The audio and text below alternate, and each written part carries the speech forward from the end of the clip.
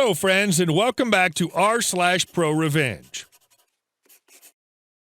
So today we have two great stories for you. Let's start with one about the guy who wanted to sell his trash car. But before we begin, don't forget to subscribe to our channel if you're new here and turn on notifications so you don't miss a new video every single day. Here we go. If you can drive it onto the lot, I'll double the trade-in value.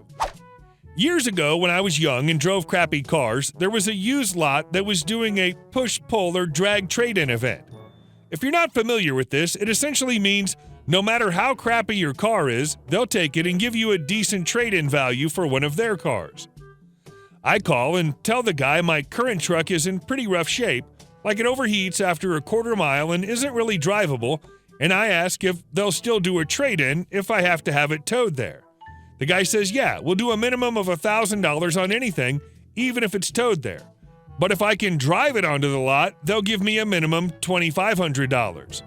Now keep in mind, I just bought this POS a few weeks prior for $800, so even the $1,000 trade-in is a win for me. But he gave me an idea. My insurance included limited roadside assistance, including free towing for up to 50 miles. So I call the tow truck and have them tow my truck and drop it off a block away from the car dealership, just out of sight from the lot. Once it was dropped, it took a few tries to start, but it fired up, and I limped that piece of garbage onto the lot and parked it right in the front row. I knew they saw me drive it onto the lot. It literally died as it coasted into the parking lot. The dealer at first wanted to back out since the truck wouldn't start again, and it was going to have to be towed out of that spot. But I reminded him of our conversation and him saying if I can drive it onto the lot, they would give me the $2,500 trade-in value. So I got $2,500 worth of trade-in value on a POS $800 truck that was literally undrivable because the dealer apparently forgot tow trucks can drop a car anywhere you want them to. And our last story. Accuse me of stealing? I'll ruin your business and life. Many years ago, I worked at an electronics repair store that will not be named. It was the only one in our smallish town, so everyone came there. I worked my way up from lowly tech to store manager in roughly 6 months. A few months after I made store manager, one of the owners, who we'll call Dennis, insisted on bringing his nephew in as a part-time employee. Don't get ahead of me, Redditors. I initially didn't have any issues with the kid. He'd come to the store on multiple occasions, and we'd all stand around in the back and talk. So again, I had no issues with bringing him on part-time. For a good month or two, the kid, who we'll call Kevin, busted his behind, did everything right. He could solder an HDMI port on a PS4 in minutes, one less thing for me to do. Profits for the store were skyrocketing, and things seemed rather fine from where I was standing. I was due to make a fairly large bonus that year as long as the store kept turning the amount of money it was turning. I figured at this time we could make Kevin our assistant manager, and I could go back to doing paperwork, inventory orders and such, and leave the running of things to him. Well, mistakes were definitely made. I had a bad habit of writing down my login PIN because Dennis and his business partner Jay were idiots and wanted the PIN to be 9,347,893,247,349 digits long. These PINs were required to access everything from sales data to the cash register and more. Anyway, around the time that I was turning over the majority of stuff to Kevin to do, I also started taking classes at the local university. So again, me being the idiot that I was, I would leave to go to class before coming back and finishing my shift. Dennis and Jay were fine with this as long as I left someone competent in charge. Fast forward to the end of the month when accounts receivable numbers were run, and wouldn't you know it, we were short. By thousands that month. I discussed everything with Dennis and Jay, and we assumed it was a computer glitch. There was no way after almost a year of working there that the numbers were off. I'd never had this happen before. The next month, we were off once again. It was around this time that Dennis and Jay came to me and started accusing me of stealing from them. They point out all the days that the numbers didn't match up and saw that I was always closing that night. When I tried to explain to them that I was in class on those days when the money came up missing and suggested they look at Kevin, Dennis blew his top. He said, "How dare I accuse his nephew of anything?" and that it was my PIN used to access the register, etc. Needless to say, I was fired. Luckily, they didn't call the cops because, in Jay's words, I'd made them a boatload of money. Plan. A couple of years had passed since I was working there. I graduated college with a degree in business and had moved on with my life, or so I thought. One night, while I was out at the store, I heard from behind me, "Yo, thief!" As I turn around, I see Kevin and Dennis with a crap-eating grin on their faces. I shrug it off and walk away, continuing to hear their childish taunts. While in my car, I began to formulate a plan. I was going to crush these mother effers no matter how long it took. It took me 2 months of planning, but finally I figured I would use my social engineering skills and my business savvy to completely crash their business. I broke the HDMI port on my PS4 on purpose and took it in to have it fixed. Kevin and a girl that had started there a few weeks earlier were the only two working. Kevin: "Hi, welcome to such and such." "Oh, it's you, thief. What can I help you with?" Me: "Well, first of all, you can stop calling me that. You and I both know it's bullcrap." Kevin: "Sorry, dude. Dennis told me to call you that. I'm sorry how everything went down. What can I help you with?" Me: "My HDMI port broke. Do you guys still repair them?"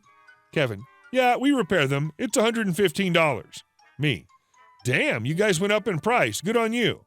So how's everything been since I left?" Kevin: "You mean since you were fired for stealing?" Me: "Yeah, whatever. We both know that's bullcrap." I knew Kevin was trying to impress the girl, but didn't care at that minute. We'll come back to her. As I glanced around, I saw that they'd added some new things to the store, including OtterBox cases and such. Me: "Whoa, that's new. How'd you guys manage to get in with OtterBox?"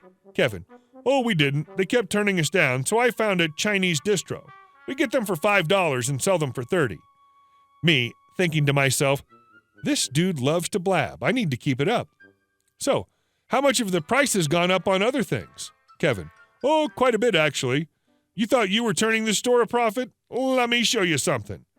He showed me their new price list, which was insane on the pricing and also a big mistake. Revenge is mine. I never believed in ripping anyone off, so I always convinced Dennis and Jay our pricing was fair and that they didn't need to charge a lot for repairs. Since they were the only game in town, they had everyone by the balls. After the work was finished, I said goodbye and made sure to wave to the girl as I walked out. This is when my plan really went into motion. I had everything I needed to crush these mother effers, all except a building. The next day, I looked around for a location to begin to dismantle their monopolistic hold on the town. As luck would have it, a location right across the street from their store was coming up for rent.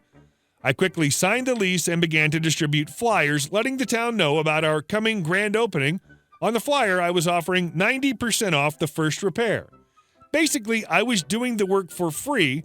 All they had to do was pay the part price. Opening day comes and I have 60 people there to get repairs, ranging from iPhone screen repairs to simple PC tune-ups. This went on like this for months. Sure, I was taking a loss on the building rent, but this being a smallish town, the rent was easily manageable. After things started to settle down and business became steady, Dennis and Jay started losing massive business due to the new guy in town. They still hadn't realized it was me. Jane walked in as I was closing up shop. Jane, if you recall, was the girl who'd worked for Dennis that Kevin was trying to hit on. Apparently, she'd been let go that night and was looking for another job. I immediately gave her the job because she knew her crap. I asked her what happened over there, and she said everything has gone to crap and that the store had been losing tens of thousands since this place opened and that she would have left sooner if she didn't need the job. Kevin apparently really liked her and couldn't keep his hands to himself. A month after Jane came in, Dennis and Jay came in to see who their new competition was. As they walked in, I greeted them as I do any customer. Me: "Welcome to New Guy's Electronic Repair. How can I help you?" Dennis: "Does the owner know he hired a thief?" Me: "Oh, I'm sure he knows you're full of crap on that one." Dennis: "Give me your manager, you piece of crap thief." Me: "Sir, I am the manager. How can I help you?" Dennis: "Well, is the owner here?" Me: "Yes, sir, he is." Dennis: "Good, then go get him, so I can tell him what a thief you are." Me: "Sure, 1 minute." I walk into the back and start talking to Jane. We both enjoy a laugh because she overheard this dude. I walk out of the back and look at Dennis. Me. How can I help you? Dennis. You can stop playing games and get me your owner. Me. Pointing to the sign behind me. Yeah, that's me. How can I help you? Dennis. You're the one that's been taking all of our business? Me. Yep, you called me a thief when you knew all along it was your piece of crap nephew that was stealing from you. I made it my life's mission to destroy you. The day you and Kevin called me a thief in the store, you couldn't leave well enough alone. Jay. You mean to tell me that this is his fault? Looking at Dennis. Me. Yep, and yours as well. You had a chance to stick up for me and didn't. If I can't assist you gentlemen with a repair or anything, I kindly ask that you leave my store. Dennis. F you. You haven't heard the end of us. This quite literally cracked me up. The dude trying to talk tough. I laughed as they stormed out of my store. About this time, Jane came from out of the back area and dropped her phone. I bent down to pick it up and noticed that it was the fake Otter boxes that the other store was selling. I made an anonymous tip to Otterbox regarding them selling counterfeits. Boy, let me tell you, Otterbox doesn't effing play. Within a week, the other store was raided. Kevin, Dennis, and Jay were all arrested for selling counterfeit items and were sued into bankruptcy. As for Jane and I, well, we just welcomed our first child into the world and have been married for a year and a half. If you're reading this, Kevin, little effing thief, not only did I cost you and your uncle everything, but I also took your woman. Hey guys, thank you all for watching the video. I'll see you in the next one.